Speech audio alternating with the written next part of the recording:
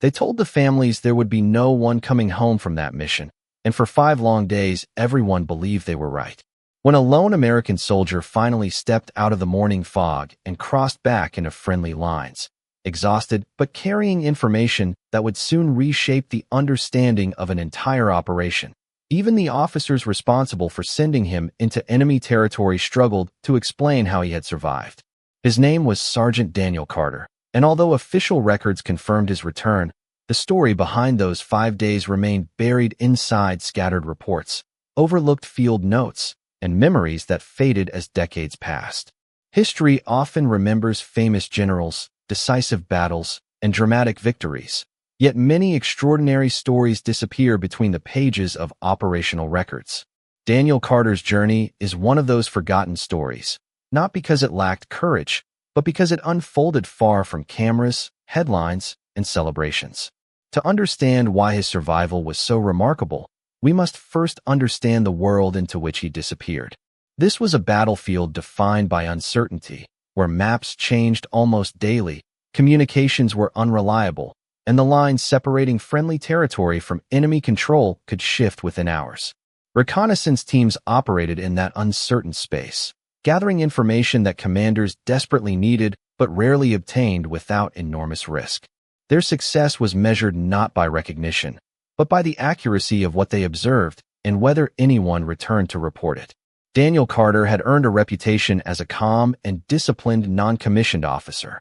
Fellow soldiers described him as someone who listened more than he spoke, trusted preparation over confidence, and believed that surviving difficult situations depended as much on patience as determination.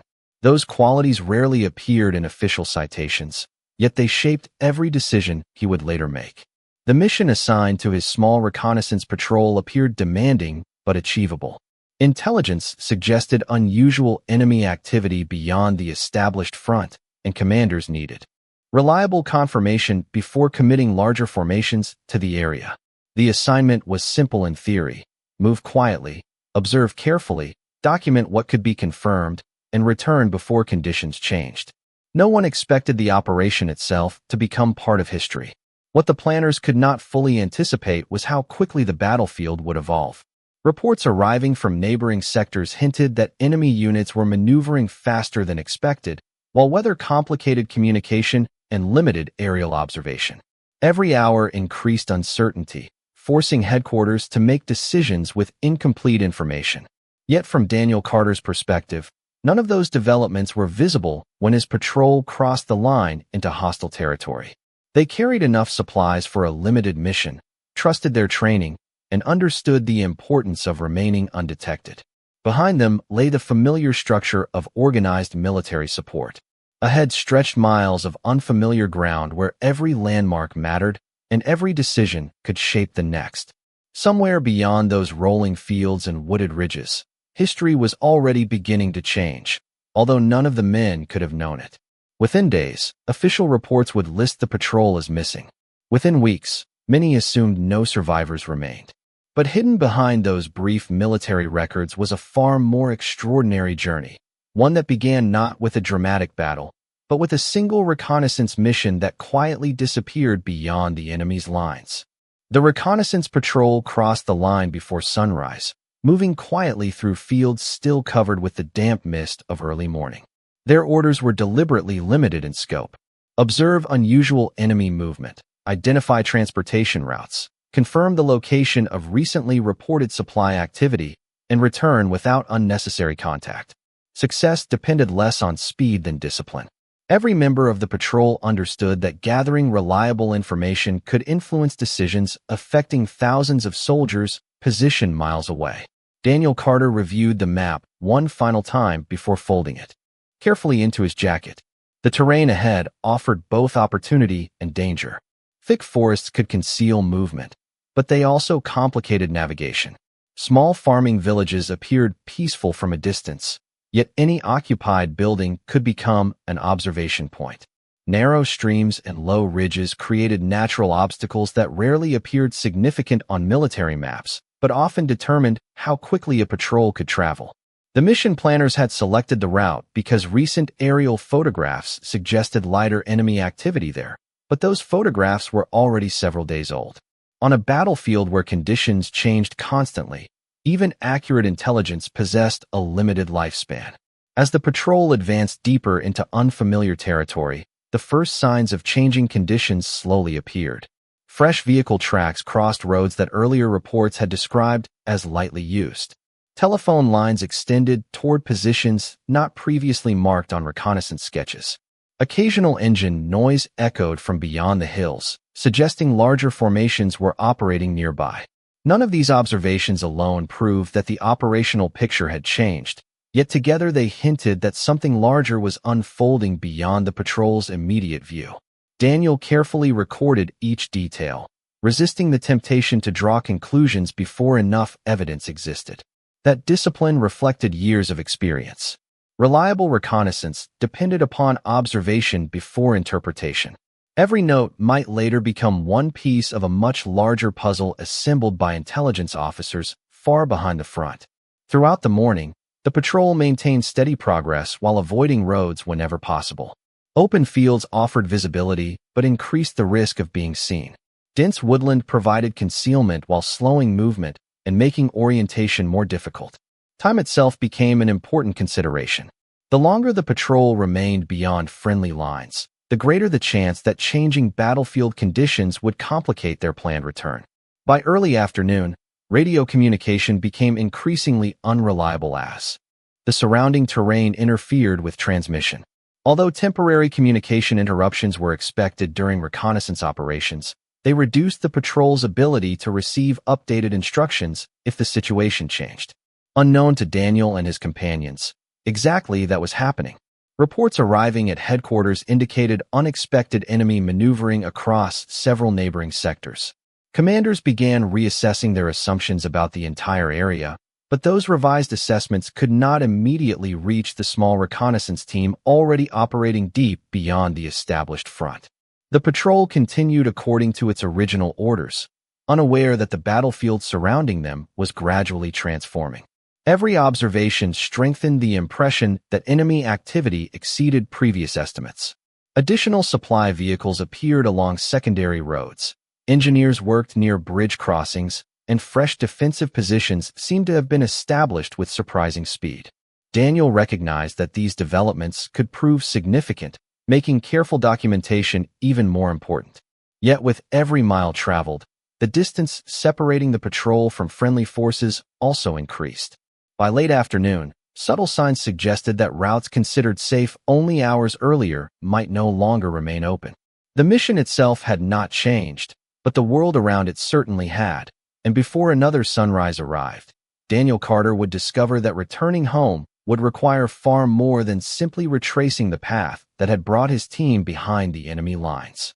As evening approached, Daniel Carter gathered the patrol beneath the cover of a dense stand of trees to review the route home. According to the original plan, they would retrace their path before darkness fully settled across the countryside, using familiar landmarks to avoid unnecessary risks. At first, nothing appeared unusual. The maps still matched the rivers, the ridgelines, and the abandoned farmhouses they had passed only hours before. Yet the battlefield itself no longer followed the assumptions printed on paper. From a distant hill, Daniel quietly studied the valley ahead through his field glasses. What should have been an open corridor now showed unmistakable signs of recent military activity. Fresh vehicle tracks crossed the road in several directions. Temporary checkpoints had appeared near an important bridge, and movement continued long after sunset, suggesting that additional units had entered the area. None of those developments had existed when the patrol first crossed into enemy territory. Daniel understood the significance immediately. The route back was no longer reliable. The patrol shifted west in search of an alternate path, hoping the change represented only a local adjustment rather than a broader operational movement. For several miles, the terrain seemed to favor their decision. Thick woods concealed their movement while narrow streams muffled the sound of careful footsteps. Then another unexpected discovery forced them to stop. A road that intelligence maps had described as lightly traveled now carried a steady flow of military traffic. Beyond it, engineers appeared to be reinforcing defensive positions around another crossing point. Daniel compared the scene with the notes recorded earlier that day. The difference was impossible to ignore. The enemy had repositioned significant forces within only a few hours. Either headquarters had underestimated the speed of the movement, or the operation itself had begun sooner than expected. In either case, the patrol was now surrounded by a battlefield that no longer resembled the one they had entered. Radio communication remained unreliable despite repeated attempts to establish contact. Each unsuccessful transmission increased uncertainty. Headquarters likely believed the patrol was still following the original timeline, while Daniel possessed no reliable way to learn how conditions had changed beyond his immediate surroundings. Decisions now depended entirely upon observation, judgment, and experience. Continuing toward the planned extraction point risked walking directly into newly occupied positions. Remaining in place would consume valuable supplies while allowing the operational situation to grow even more unpredictable. Daniel chose neither extreme. Instead, he led the patrol toward higher ground where broader visibility might reveal a safer route. The climb required additional time and energy, but it offered the one resource becoming more valuable than food or ammunition: information. From the ridge, the full scale of the problem finally emerged. Roads that had once formed possible escape routes now connected a network of newly occupied positions extending far beyond the patrol's original area of operation. What appeared from headquarters to be isolated enemy activity had become a coordinated expansion across multiple sectors. The realization changed everything. Returning home would no longer be a matter of careful navigation. It had become a problem of survival, patience, and constant adaptation. As darkness settled over the landscape, Daniel quietly studied both his map and the horizon, recognizing that every route now carried serious risks. Somewhere beyond the distant hills lay friendly territory, but between that destination and the patrol stretched an entirely different battlefield than the one they had crossed only that morning. Before another day ended, circumstances would separate Daniel from the men beside him, forcing him to face the remaining journey alone with only his training, his observations, and the hope that careful decisions could succeed where the original plan no longer could. Morning arrived beneath a sky of low clouds that concealed both landmarks and distant horizons. Daniel Carter awoke alone, sheltered beneath a cluster of fallen trees where he had remained hidden throughout the night after becoming separated from the rest of the patrol during a series of hurried route changes in darkness. Whether the others had reached safety or become isolated themselves remained impossible to know. Military training discouraged unnecessary assumptions, and Daniel forced himself to focus only on what he could confirm. His equipment remained intact, although supplies were limited. The map was still useful, but increasingly outdated. His compass remained reliable, yet direction alone could no longer guarantee a safe path. Before taking another step, he carefully reviewed everything he had observed during the previous day. Newly occupied roads, reinforced bridge crossings, increased vehicle traffic, and expanded defensive positions all pointed toward one conclusion. The operational picture had changed faster than friendly intelligence had anticipated. Continuing to follow the original return route would almost certainly lead toward heavily monitored areas. Instead of measuring progress by distance alone, Daniel adopted a different objective. Every movement would first answer one question: did it reduce unnecessary risk? That change in thinking transformed the mission from simple navigation into continuous problem-solving. He avoided roads completely, choosing uneven woodland where movement became slower but observation by others became far less likely. Progress that once might have covered several miles now required hours of careful planning. Small streams became valuable because flowing water helped conceal tracks. Elevated ground offered useful observation but exposed anyone standing too long against the skyline. Even abandoned farm buildings demanded caution. Although they appeared empty, they also attracted travelers seeking shelter. Daniel chose to remain outdoors whenever possible, trusting concealment more than comfort. Food became another calculation. The rations originally packed for a short reconnaissance mission now had to support an uncertain number of days. Rather than eating at regular intervals, he divided portions into smaller amounts designed to preserve both energy and supplies. Water proved easier to obtain, though every stop required additional time and careful observation. Patience gradually became his greatest resource. More than once he remained completely still for extended periods after hearing distant engines or unfamiliar voices carried by the wind. Those delays felt frustrating, yet each avoided unnecessary exposure. During the afternoon, Daniel reached another ridgeline overlooking a railway that had not appeared significant in the original briefing. Through his field glasses, he quietly observed freight cars unloading fuel containers, engineering equipment, and additional vehicles moving toward the front. The activity exceeded anything his patrol had expected to encounter.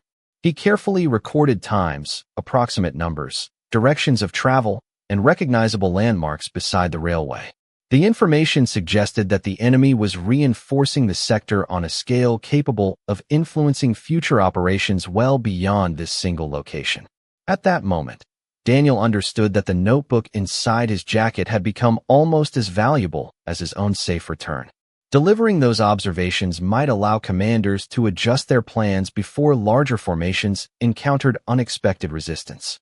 Yet possessing important information also complicated every future decision. Reaching friendly territory remained essential, but preserving the notebook now carried equal importance. As daylight slowly faded for the second evening, Daniel selected another concealed position overlooking the valley below.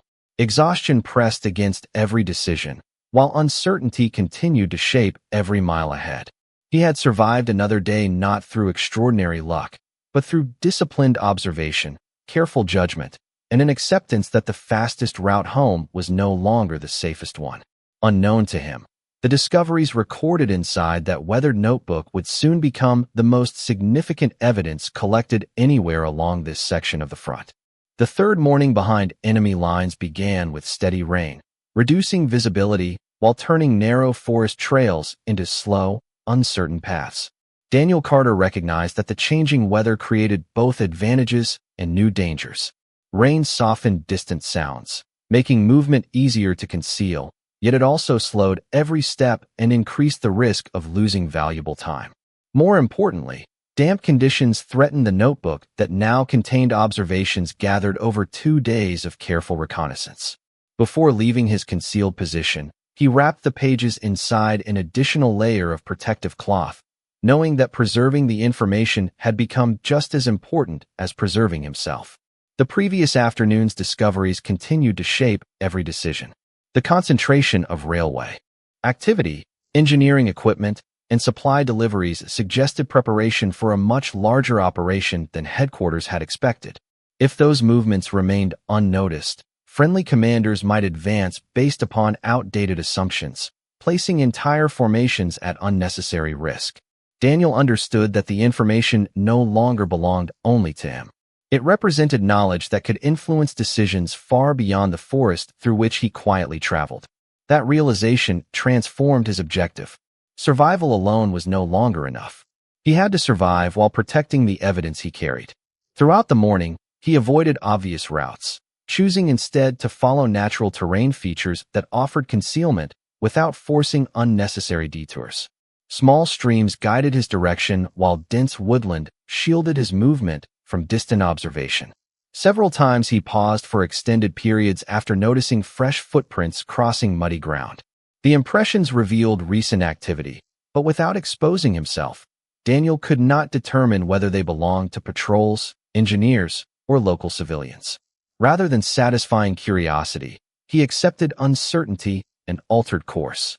Years of training had taught him that disciplined restraint often proved more valuable than immediate answers.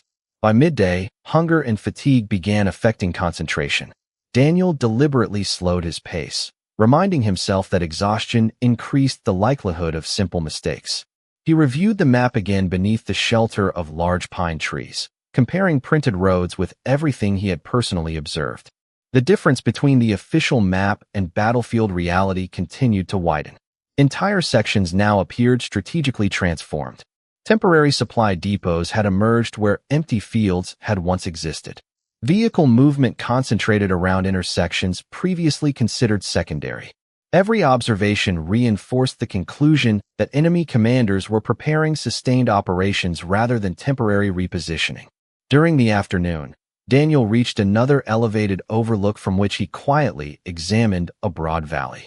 stretching toward the distant front. Through breaks in the trees, he identified additional transportation activity moving in coordinated patterns instead of isolated convoys. The consistency of those movements suggested organization at a much higher level than scattered logistical support. Carefully, he expanded his notes, recording directions of travel, estimated intervals between vehicle groups, recognizable landmarks, and approximate infrastructure improvements. Each detail strengthened the overall picture without requiring speculation. Daniel knew that intelligence became valuable because individual observations combined into reliable patterns. As evening approached, the weather gradually cleared, revealing the first stars visible in several nights. For the first time since becoming separated from his patrol, Daniel estimated that he had identified a possible route leading gradually back toward friendly territory while avoiding the heaviest concentrations of activity. The path would require additional distance and at least 2 more days of careful movement, but it offered something increasingly rare, reasonable probability instead of desperate hope. Standing quietly beneath the clearing sky, Daniel looked once more toward the distant horizon. Somewhere beyond those hills, officers still believed his patrol had disappeared. They could not know that one exhausted reconnaissance sergeant continued walking through unfamiliar country, carrying observations that might soon change how an entire campaign would be understood. The 4th day behind enemy lines began with clear skies, improving visibility across the countryside, but removing many of the natural advantages Daniel Carter had relied upon since becoming isolated. Every open field, ridgeline, and river crossing now demanded greater patience. He adjusted his routine accordingly, traveling only when the terrain provided sufficient concealment and stopping frequently to observe before committing himself to unfamiliar ground. Experience had taught him that the landscape itself often revealed valuable information to anyone willing to look carefully. Fresh tire marks crossing damp soil, recently repaired fences, newly cut branches along woodland paths, and the distant sound of engines all suggested where military activity had increased and where it had not. These subtle details became far more dependable than assumptions based upon outdated maps. Daniel's remaining food had dwindled to carefully measured portions intended only to maintain enough energy for deliberate movement. Fatigue lingered with every step, yet he refused to allow exhaustion to dictate his decisions. Instead of focusing on how much farther he needed to travel, he concentrated on reaching one safe observation point at a time. Breaking the journey into smaller objectives reduced unnecessary risk while preserving mental discipline. Throughout the morning, he quietly documented additional evidence supporting the pattern he had observed during previous days. Temporary fuel storage areas appeared positioned along secondary transportation routes.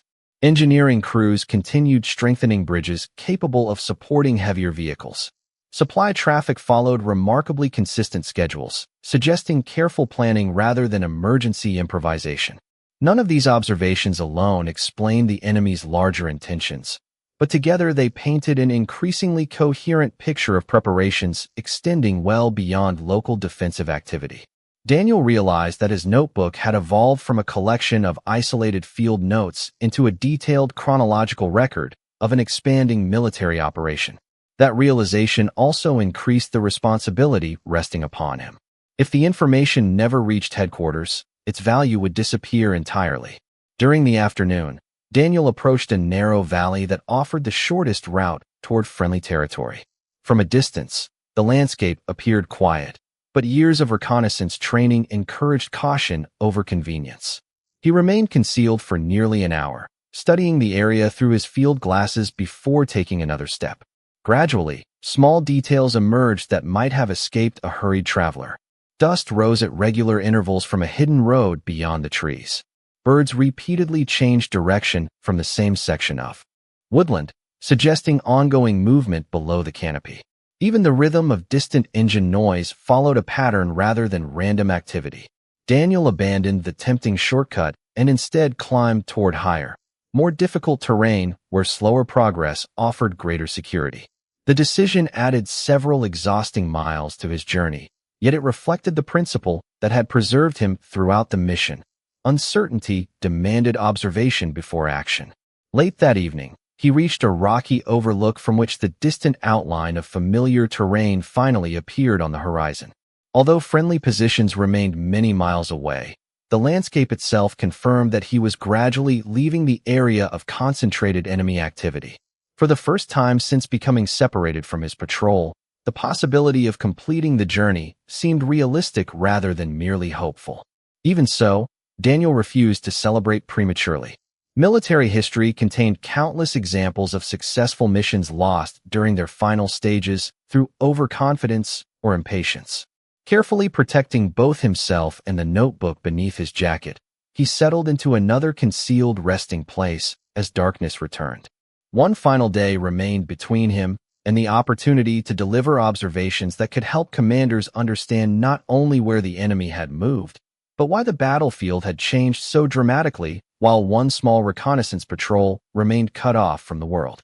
The fifth morning arrived with unusually clear air, allowing Daniel Carter to recognize familiar ridgelines far beyond the distant valleys. After 4 days of constant uncertainty, the landscape finally offered something more valuable than hope. It offered orientation.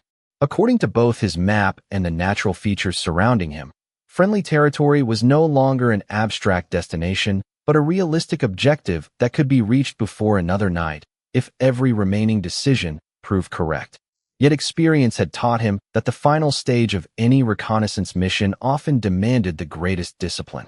As military activity increased near opposing front lines, the likelihood of encountering patrols, observation posts, and defensive positions also increased. Rushing forward simply because safety appeared close would ignore every lesson that had kept him alive. Daniel therefore maintained the same careful routine that had guided him since becoming isolated. He observed before moving, listened before crossing open ground, and allowed the terrain itself to dictate his pace rather than his emotions. During the first hours of daylight, he reached another elevated position overlooking a network of roads leading toward the front.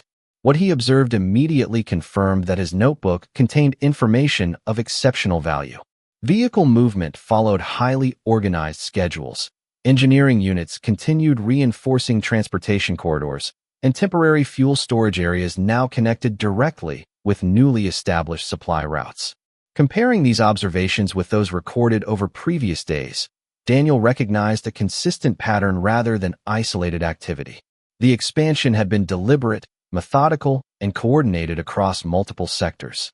Without realizing it, he had documented not merely one location, but the gradual development of an entire logistical system supporting future operations. The significance of that realization altered his priorities one final time.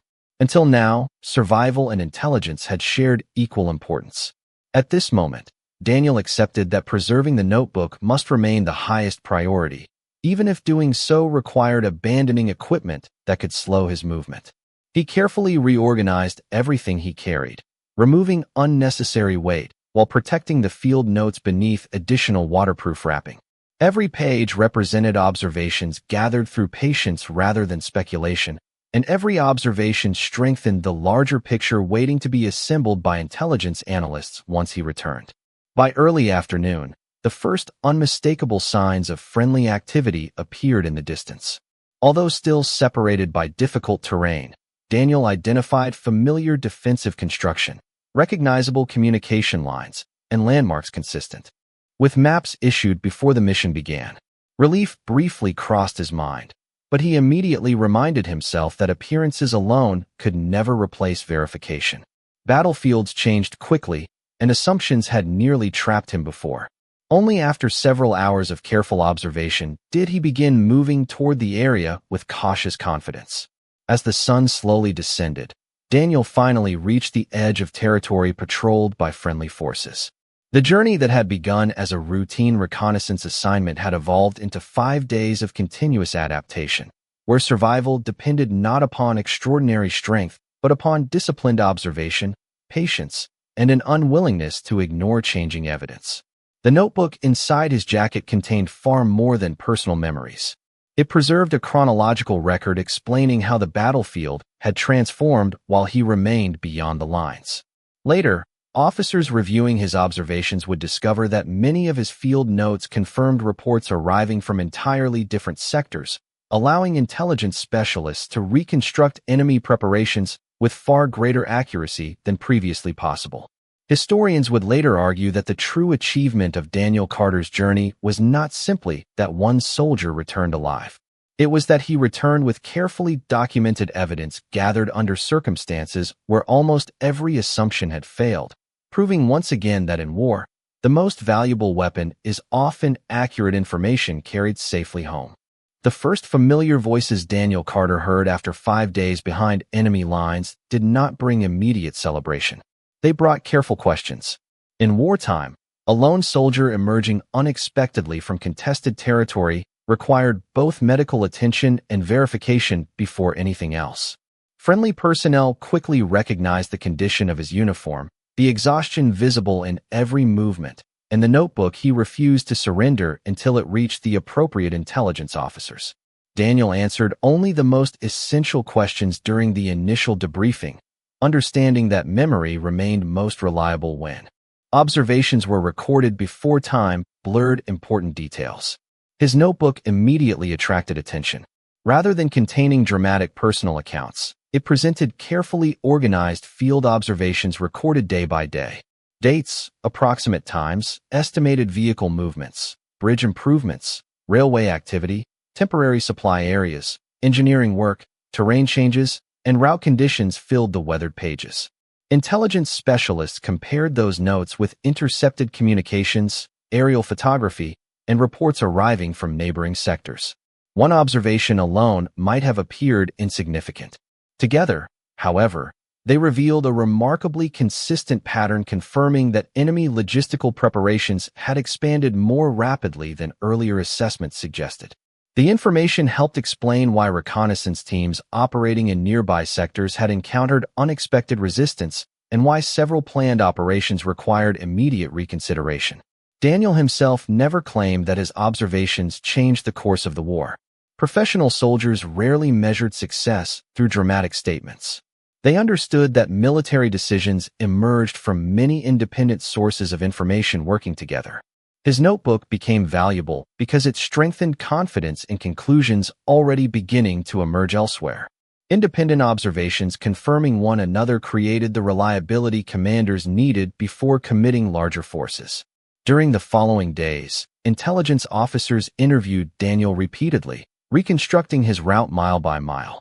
Maps gradually filled with annotations matching the sequence recorded inside his notebook. Analysts compared his descriptions of transportation corridors with engineering reports obtained later, discovering remarkable consistency despite the difficult conditions under which the observations had been made. The careful discipline Daniel maintained while isolated behind enemy lines ultimately proved just as important as his survival. Had he relied upon assumptions instead of direct observation, much of the information would have lost its value. Instead, every page reflected the same principle that had guided him throughout the mission: record only what could actually be confirmed. News of Daniel's return quietly spread through his own unit before reaching higher headquarters. Fellow soldiers who had assumed the reconnaissance patrol lost forever struggled to believe that one member had walked back carrying detailed intelligence gathered across 5 extraordinary days. Questions naturally followed. What had happened to the others? Could additional survivors still exist? Were further search efforts possible? Many of those questions remained unanswered, reflecting the difficult reality of wartime operations where complete certainty often remained beyond reach. Daniel himself spoke cautiously about those uncertain moments, refusing to speculate where evidence no longer existed. That restraint earned respect among officers responsible for evaluating battlefield reports. As physical strength gradually returned, Daniel found himself reflecting less upon the distance he had traveled than upon the countless small decisions that had made the journey possible. No single choice explained his survival. Instead, patience, observation, discipline, respect for uncertainty, and constant adaptation combined over 5 demanding days into one continuous chain of decisions. Looking back, the journey appeared extraordinary. Living through it, however, had required focusing on only one carefully considered decision at a time. That quiet approach, rather than dramatic heroics, ultimately defined both the man and the mission, leaving behind evidence that would continue shaping historical understanding long after the footsteps of one exhausted reconnaissance sergeant had disappeared from the forest trails through which he had walked alone. In the years that followed, Daniel Carter rarely spoke publicly about the 5 days that had separated him from his unit. Official records documented the mission, intelligence files preserved the observations he delivered, and military analysts incorporated many of his field notes into broader assessments of the campaign. Yet, like countless reconnaissance operations conducted far from the attention of newspapers and photographers, the details gradually faded behind larger events that captured the world's attention. Major offensives, famous commanders, and decisive battles naturally became the stories remembered by history, while quieter missions whose value rested in information rather than spectacle often remained confined to archives. For historians studying the campaign decades later, Daniel's notebook became valuable for a different reason. It offered an unusually complete record of how one trained observer experienced rapidly changing battlefield conditions over several consecutive days. Instead of relying upon memory written years later, the notebook preserved observations made as events unfolded. Dates aligned with operational reports. Locations matched surviving maps. Transportation patterns corresponded with later aerial photographs. Even where uncertainty remained, Daniel carefully distinguished confirmed observations from personal conclusions, allowing later researchers to evaluate the evidence with confidence. That discipline reflected the highest standards of military reconnaissance and explained why his reports continued attracting scholarly attention long after the war had ended. Modern historians often emphasize that understanding history requires more than identifying who won or lost a campaign. It also requires understanding how decisions were made while uncertainty still existed. Daniel's experience illustrates that principle with remarkable clarity. During those 5 days, he never possessed complete knowledge of the larger battlefield. He did not know how rapidly front lines had shifted, whether friendly forces remained where maps indicated, or whether anyone expected him to return. Every decision depended upon incomplete information interpreted through careful observation. Looking backward with perfect hindsight, many choices may appear obvious. Living through those same moments without knowing the outcome demanded patience, restraint, and disciplined judgment. Perhaps that is why his story still resonates today. It reminds us that extraordinary survival rarely depends upon one dramatic moment. More often, it emerges from hundreds of small decisions made correctly under difficult circumstances. Choosing observation over assumption. Choosing patience over haste. Choosing evidence over speculation. Choosing tomorrow's safety over today's convenience. None of those decisions guaranteed success individually. Yet together they created the possibility of returning home when many believed that return impossible. The notebook Daniel carried eventually found its place among military records, becoming one piece of a much larger historical puzzle assembled from reports, photographs, maps, intercepted communications, and countless other sources. On its own, it could never explain an entire campaign. Combined with independent evidence, however, it strengthened historians' understanding of how rapidly the operational situation had evolved during those critical days. That is ultimately the lasting significance of Daniel Carter's journey. He did not become famous because he sought recognition. He became memorable because he fulfilled the fundamental purpose of every reconnaissance soldier: to observe carefully, report honestly, and return with information that others could trust. History is filled with stories that remain hidden not because they lacked importance, but because they unfolded quietly beyond public attention. Daniel Carter's 5-day journey stands among them, reminding us that some of the greatest contributions to history are measured not by the number of people who witnessed them, but by the lasting value of the truth they preserved.